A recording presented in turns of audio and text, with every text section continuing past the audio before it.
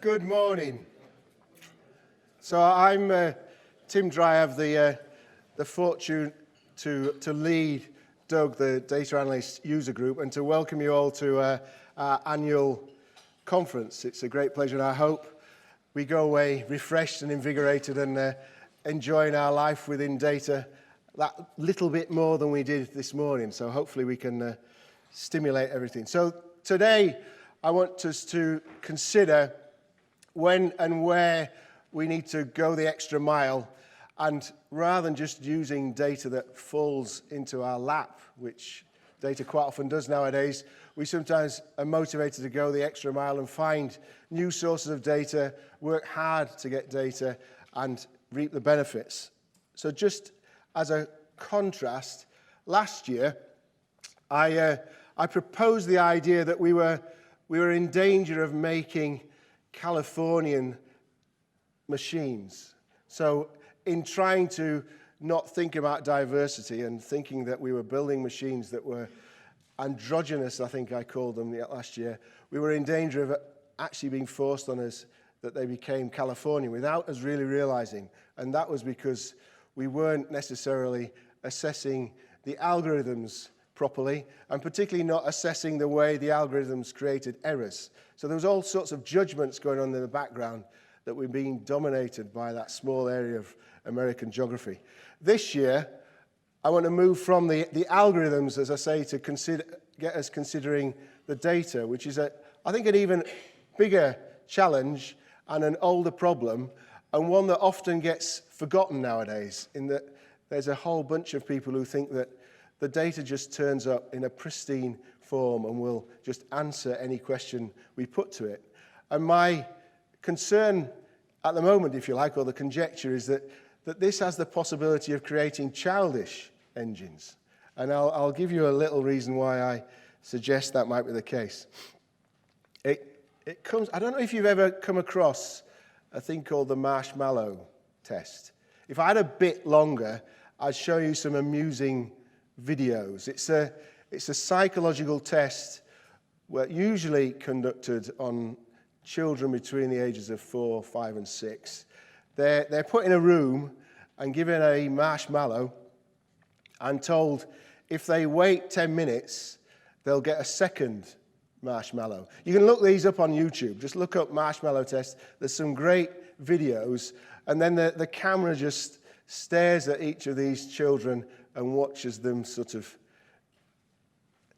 feel for a marshmallow or suck it or can I have a nibble of it, and various ones fail or not necessarily fail, but come to the conclusion the bird in the hand is worth two in the bush and just eat the marshmallow because you never know, the second one might not turn up. And the others that turn up later on and get their 2 marshmallows.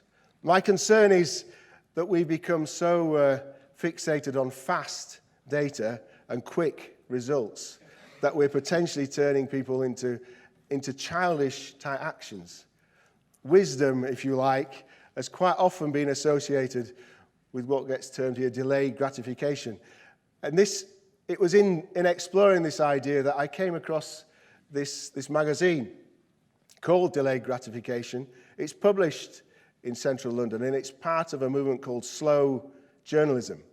And their premise is they only write about something that's at least 3 months after the event. So this particular month's article was published in September, was only about things that happened between April and June. And then it's not advertising funded at all. It's all journalistically led and funded, and they go out and do some proper investigation. They also, interestingly, produce some fantastic infographics, which just look quite fun. I managed to get my youngest son involved because they recently, in this particular article, they showed an infographic of the Marvel Universe, which has got absolutely nothing of interest to me, but my youngest son loved this route through the Marvel Universe. But go and buy the magazine. I want to encourage people to do it. But I think not only is slow journalism a good idea, but I'd like to advocate sometimes slow analysis, finding data that's slower. And I'll tell you why and hopefully convince you in a few moments. Because I want today in the back of your mind, as these various different examples come up with, have your idea on these two questions. How do I, in my commercial or academic or public sector organisation, present arguments that make us provide a business case, if you call it what you will, for using high-quality relevant data rather than the easy, cheap stuff that's thrown in our lap? How do I know when data is good enough and fit for purpose? And how do we check? And as we're analysts, most of us, I'm going to show you an equation. And I'm going to tell you a little story, because I think this illustrates how this issue about data goes back a long time before the internet. And it's a particular time when I decided that I'd got to advocate a bit more. And I don't know if you remember, but 20-odd years ago, the royal family was in a bit of a crisis. Diana had just died. They'd had the annus horribilis. And not long after, the BBC put up a national debate one Friday night, and they managed to have a telephone poll. In those days, that's the only way they could do it. But they managed to get something like 11 million people to dial in to this poll to see whether they approved of the royal family or not. And I think, someone could put, but I think the idea was there was about 30% voted against the royal family, which was still a sizable, so it's about 4 million people out of the 11 million poll voted against it. Where I really was throwing stuff at the TV was not long afterwards, they then interviewed the head of the RSS and asked him the question, did this poll mean anything?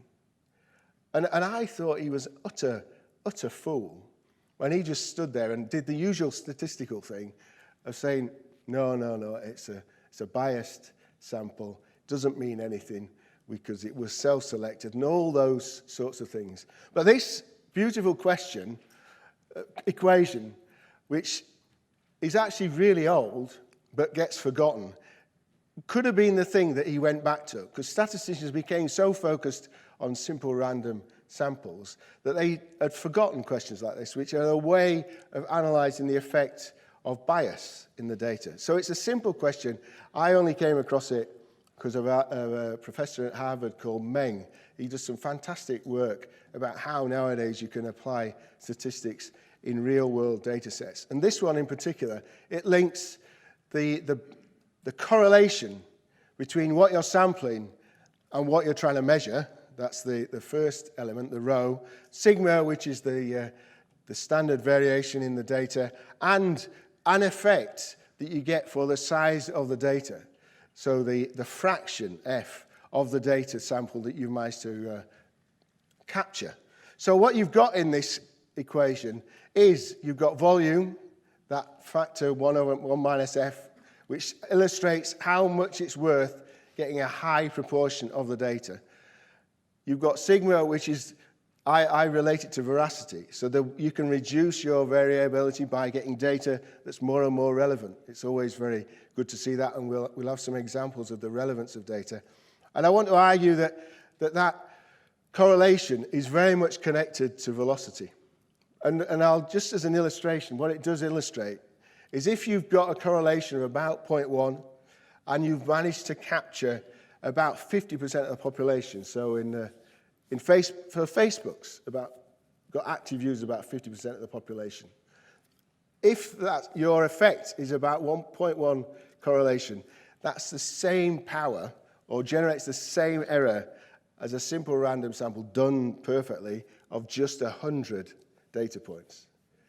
So it's worth investing in getting 100 data points properly sampled to get the similar type of error as you get from having a fully 50% of the population if you've got a 0.1 correlation. I think it's an amazing calculation. And it goes back, and this is one of the things Meng talks about nowadays, is that nowadays statisticians in particular need to shift their emphasis from thinking about sampling error to thinking about how do you estimate bias in samples, because that enables you to judge when a data set is useful. And so we need to start to educate people, to help to mature people in their data, and not necessarily to look at the equations, but to think of some sort of rules of thumb. And this is when velocity begins to matter.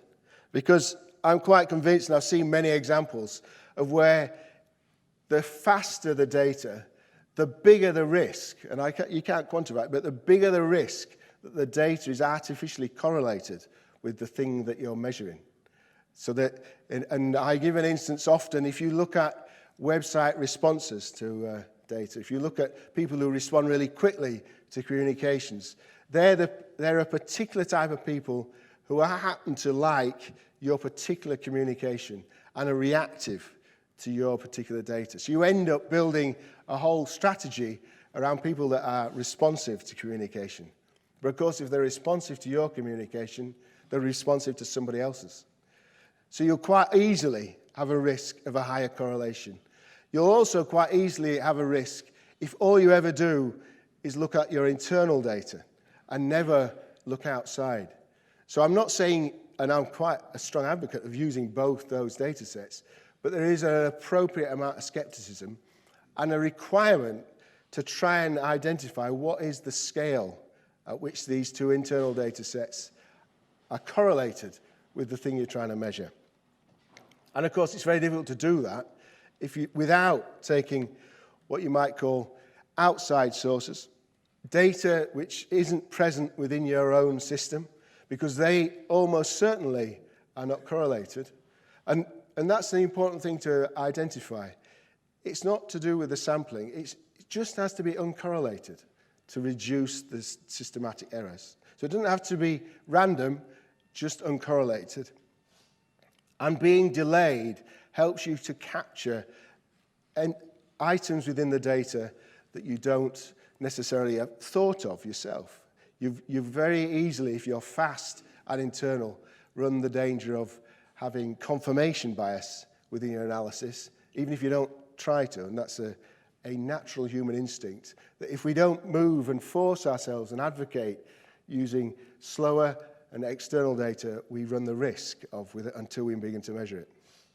So I hope they can become sort of rules of thumb that people become used to. It's more important nowadays because there's so much more access to data and a huge amount of naivety about what data can deliver by chance without the appropriate amount of skepticism. So my hope today is that we contribute in a little bit to just raising the levels of maturity around data that we give, both in the ways that we talk to other people, the way that we encourage them to ask extra questions. And with that, we'll hand over to our first speakers from E.ON, and I hope all of them will challenge you and particularly give you examples of how we can address this and how we can advocate for these new, harder, but more relevant and useful sources of data. So thank you very much for coming along.